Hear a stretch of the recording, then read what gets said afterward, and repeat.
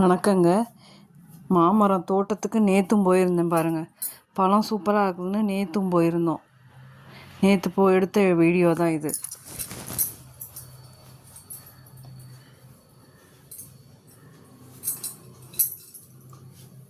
இங்கே பக்கம் தொட்டியும் பக்கம் அந்த சைடெலாம் இருந்தீங்களா பாலசமுத்திரம். தொட்டியும் பாலசமுத்திரத்துக்குள்ள மேலக்காரக்காடு அவங்களோட ஃபோன் நம்பர் நான் அனுப்பி விட்றேன்.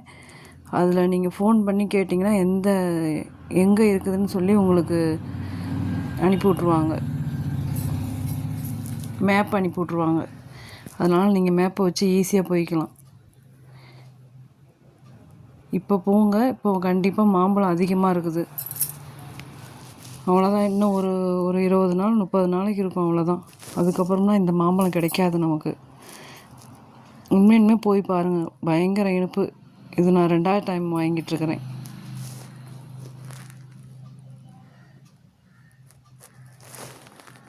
ரெண்டாவது டைம் எடுத்த வீடியோ தான் இது.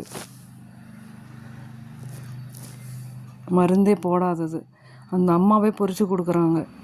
நம்மளும் பொறிக்கலாம், அந்த அம்மாவும் பொறிச்சு கொடுக்குறாங்க.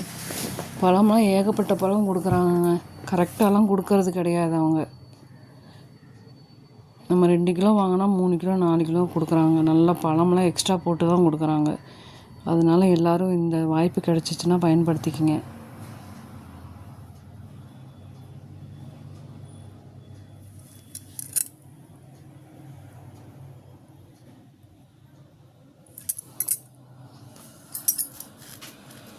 மருந்தே போடாத பழம்.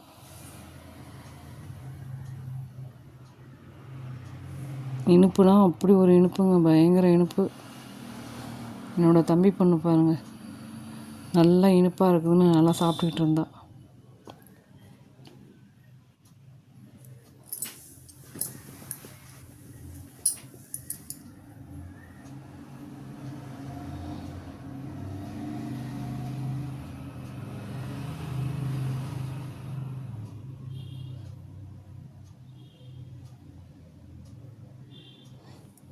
நேர்லேயே போய் நாங்களே மரத்தில் பழத்தை அறுத்தோம். நீங்கள் கேட்டிங்கனாலும் உங்களோட வீட்டு அட்ரஸ்க்கே உங்களுக்கு கொண்டு வந்து கொடுத்துப்பார். பக்கத்தில் இருந்தீங்கன்னா பார்சல் வசதியும் இருக்குது. ஃப்ரீ பார்சல் தான்.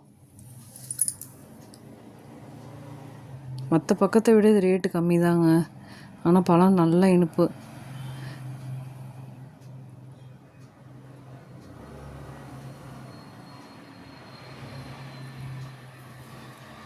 இவங்கக்கிட்ட கருப்பு கவுனி அரிசி இருக்குதுங்க. கருப்பு கவுனி அரிசி ரேட்டு கம்மி தான். அதனால் இவங்கக்கிட்ட அதையும் ட்ரை பண்ணி பாருங்கள்.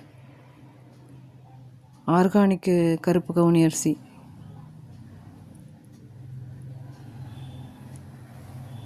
போங்க, நேரில் போங்க, வாங்கிட்டு வாங்க.